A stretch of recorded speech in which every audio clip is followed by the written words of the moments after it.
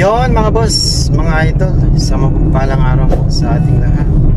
Sa video na ito mga idol, mga boss, tayo ay pupunta ng Jeddah Consulate, kung saan tayo ay magpapaverify ng ating kontrata. Dahil ngayong October 13, 2023, ako at ang aking pamilya dito sa Middle East ay magbabakasyon sa Pilipinas. Woo! Alright!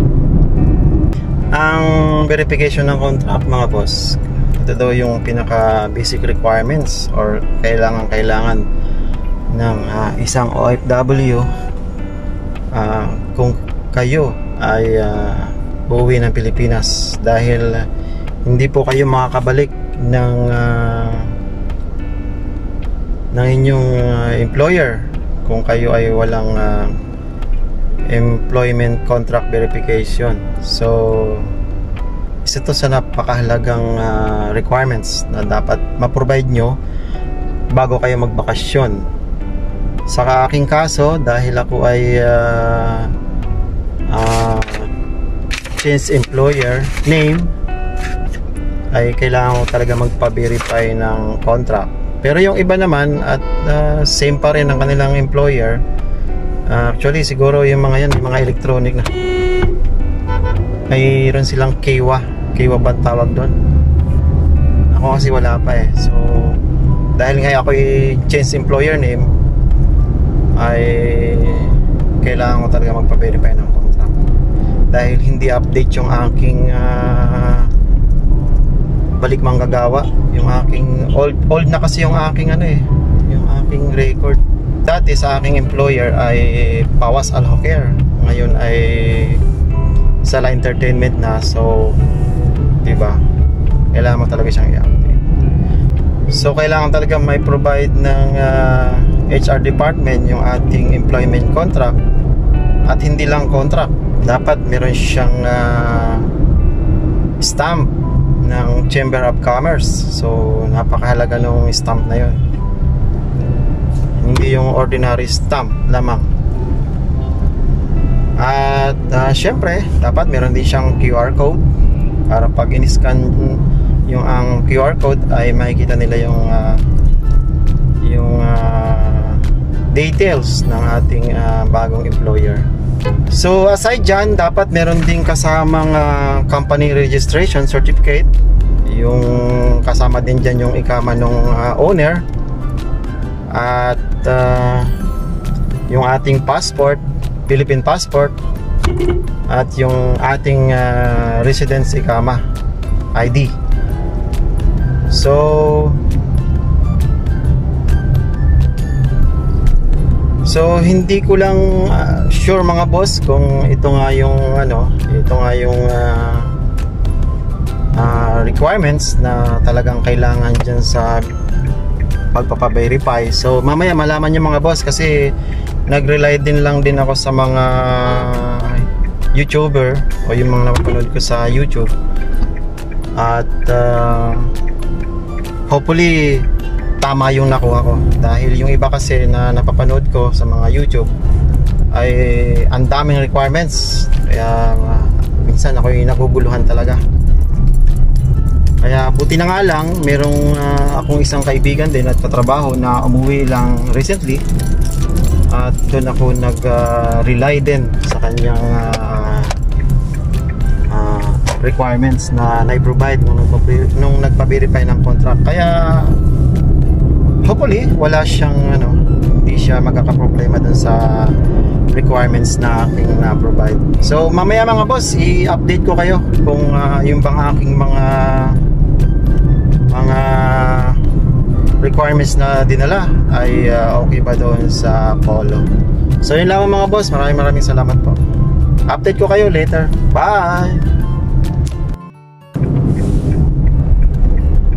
So yan mga boss, mga idol, update ko lang kayo.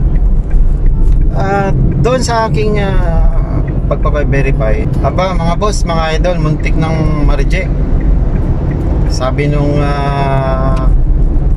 desk officer doon sa building 3, medyo na-disappoint nga ako, dahil sabi niya Ay bakit may Chambers of Commerce na stamp, sabi niya gano'n.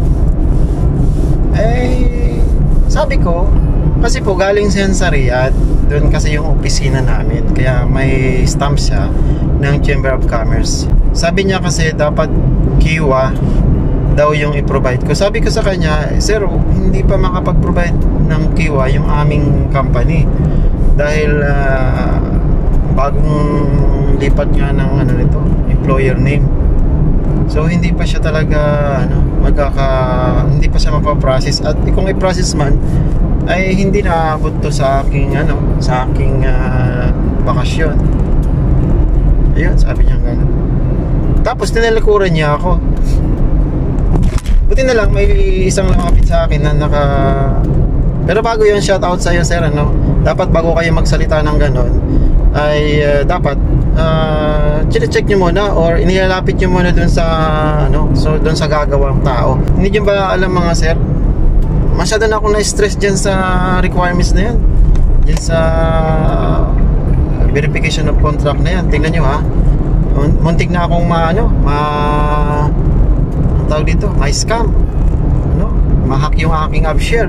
Tapos nangyari pa dito, na-aksidente pa nga ako.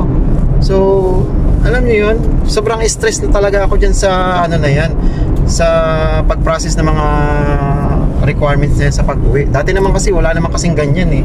So talagang pinahirapan yung talaga mga OFW.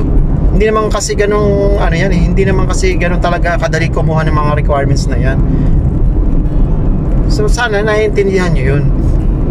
Sa mga susunod ay mas maganda ilapit mo muna dun sa nagpa-process, para sila na yung magsasabi kung tama ba yung yung ginawa ko, at hindi yung ikaw mismo ang magde-decide na hindi na pwede. Yun sana sir ang iyong pananaw, imbis na makatulong ka ay masyado kang dagdag stress ka pa eh. Buti nga lang at mayroong isang lumapit sa akin na naka-polo shirt, hindi ko na natanong yung pangalan niya. Sabi niya, ano bang problema ng nito sa'yo? Sir, pa-verify of contract lang sana ako dahil uwi ako ngayong yung 13 nga ng October. Sabi ko sa kanya, hindi daw po kasi pwede itong may stamp ng Chamber of Commerce, kaya hindi daw pwede. Sabi ko, sabi niya, siya sir, sabi ko sa kanya, siya. Buti na nga lang ginawa niya mga boss, mga idol, ay inilapit niya doon sa window 1 at tinanong niya na tinanong niya kung pwede. Yun, pagkagaling niya mga boss, mga idol doon sa window 1 ay sabi niya pwede dahil employment contract ito. Employment contract naman ito, sabi niya. Tapos binigyan niya ako ng OWA information sheet at pinirmahan ko. Then binalik ko dun sa lalaki na nagsabi na hindi pwede, at binigyan niya ako ng ng number ba yun para dun sa window 1. Tapos yun, pinasa ko na dun sa window 1. Then kinuha niya naman, chinik niya yung mga requirements kung sinabi, at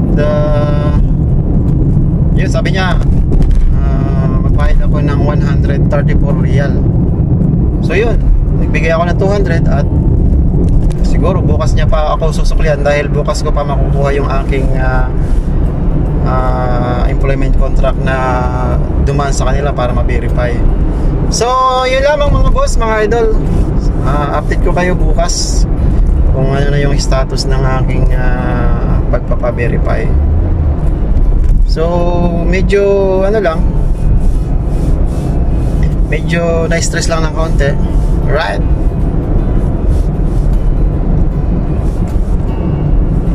Bye. Yun mga boss, mga idol, finally nakuha ko na rin yung aking pina-verify na contract. At thank God naman at wala na siyang naging problema. Medyo natagalan lang talaga ako ngayon sa araw na ito dahil nagpunta ako ng alas 12. Ito alas 3 na, kauwi ko lang. Kasi nagpa-update pa ako ng OFW Pass. Ito yata yung papalit doon sa OEC. So kung magpapa-update kayo mga boss ng OFW Pass dito sa ating consulate, ay syempre magdala kayo ng exit visa re-entry At yung DMW app, dapat meron tayong na-download na. At pinaka-importante dito ay yung email address natin. Inisyuhan din nga pala ako mga boss ng OEC para hindi na ako magpunta doon sa POEA. Yan, yun ang kagandahan doon. So, yun lamang mga boss, mga idol. Maraming salamat. That's all. See